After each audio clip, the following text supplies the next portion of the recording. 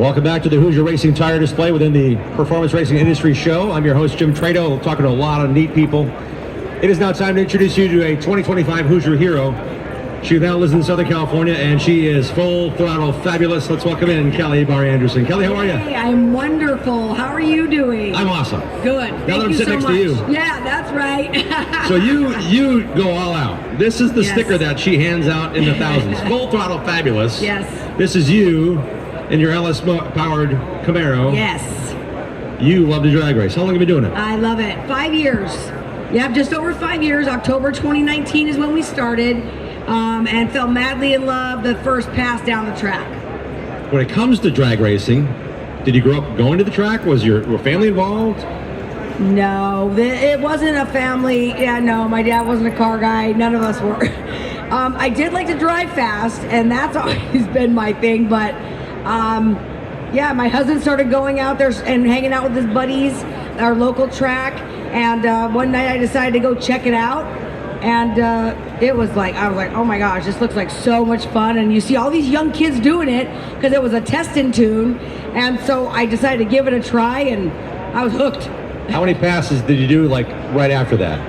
So, in the very beginning, so my first night out at the drag strip, I got my fourth pass down the strip was my perfect reaction time. So I've gotten 2 perfect reaction times. The first one was about 4 passes on my first night.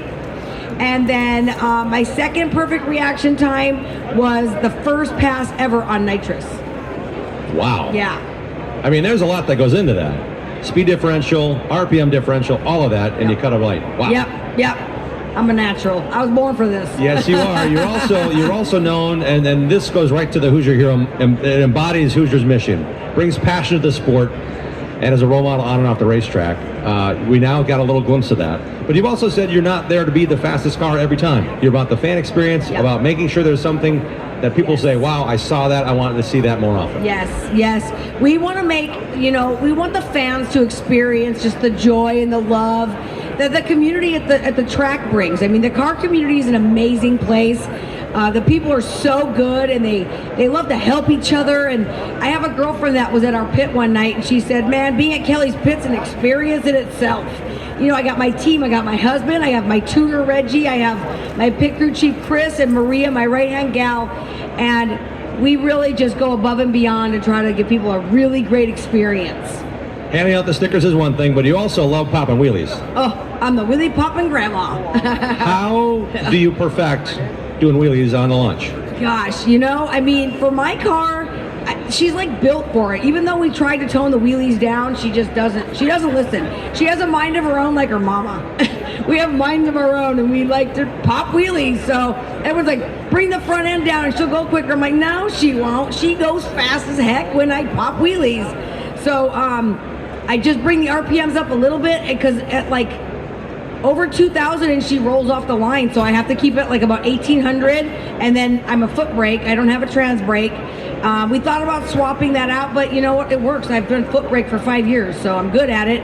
So we just floor it, and she just lifts, and then you can feel it lifting, and then you shift into second to bring it down, and then you bring it down a little bit, and it's how you keep it smooth from not hitting hard. You don't want to hit hard and spark quick. It's happened, but in those milliseconds, even Tony Stewart told us about all those things that in a long NASCAR race, you have to just take fractions of those seconds, including when you land. You better be pointing the right direction, right? Right. And that's just it. You have to trust your team. So my team, my husband and my Chris, they line me up. Reggie, my tuner, helps me through the burnout. And then Chris and my husband Paul, they get me lined up, and you trust your team, because there's nothing you can do. You're up and you come down, you better be pointing straight. So they usually reline me up and get me going in the right direction. So yeah, you trust your team. I have had the experience, as you have now, of I grew up on a dirt track that no longer exists. A pavement track near me is done and now being leveled. You have gone through the recent experience of a really cool track that used to be the home of the Frank Hawley Driving School, and a drag strip and an oval. And Ray Abraham was involved at the outset, all that stuff. Irwindale Speedway had a wonderful drag strip, and you were so much part of that culture. Yes. Oh my gosh, Irwindale is our home track. Sadly, they're closing down. We filmed on quite a few shows there. We got to film Kevin Hart's Plastic Cup Boys Car Club a couple times. We filmed on Stone Cold Steve Austin Takes on America there. They film a ton of shows there.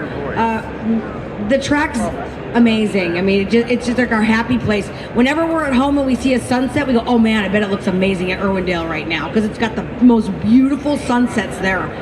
I got to be the very last pass down the strip. So this is the story how it goes. Me and Ernie the attorney are lining up for the very last pass down the drag strip. Ernie's a wheel popper. He has a really heavy old car. I don't remember what, Ford Fairlane, I think, 4,500 pound car.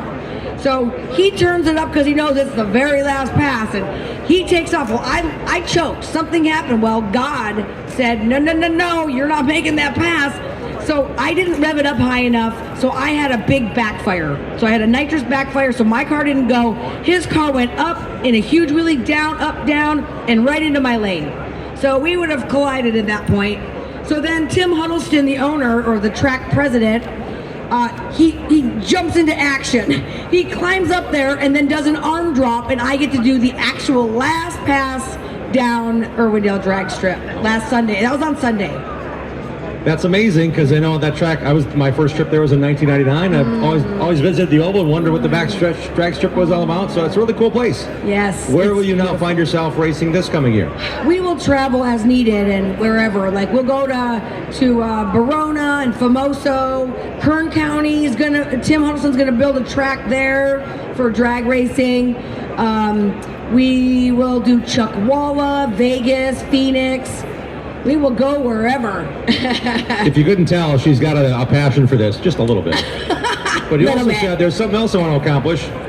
I need to set some records on this also. Yes. So we decided we're going to give land speed racing a try this year too. So 2025, we're open to new adventures.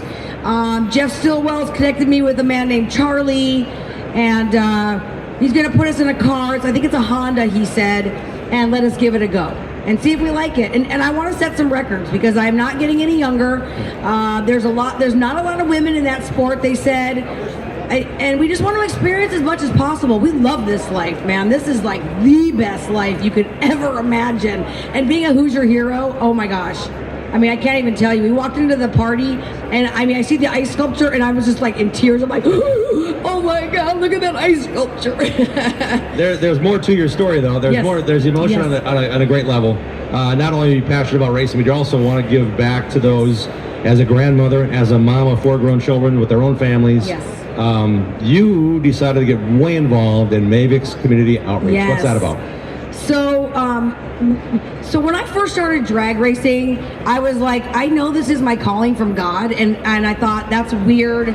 Why would God want me to drag race? That doesn't really make sense. That can't really be from God, but it was because we founded Mavix Community Outreach, and we introduced foster children and troubled teens to the world of motorsports.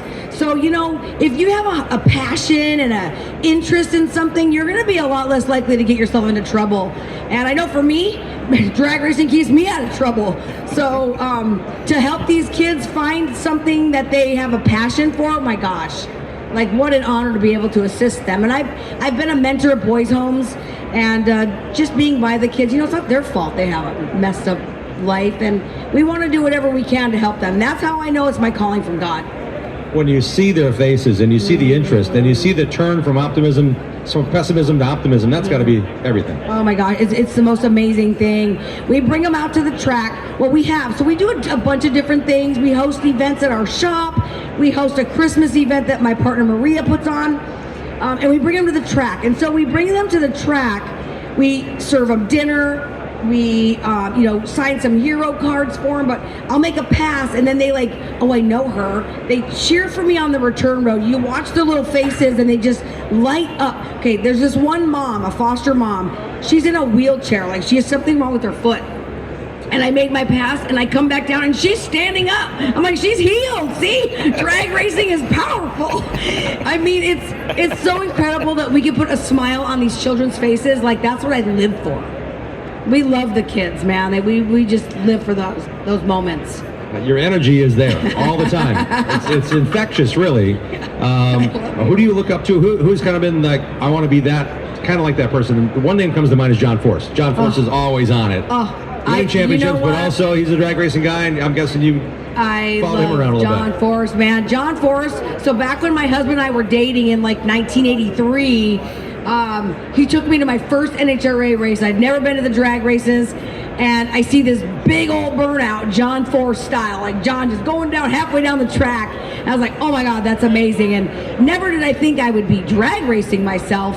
But that's the minute I fell in love with him. And you know, it's amazing to think, to leave an impression on someone like that for all these years, what he's done for so many people. I want to be that for somebody. I want to leave a good lasting impression. So for me, coming down the return road, what it's all about. Like, you make the pass, you come down the return, the fans are all lined up.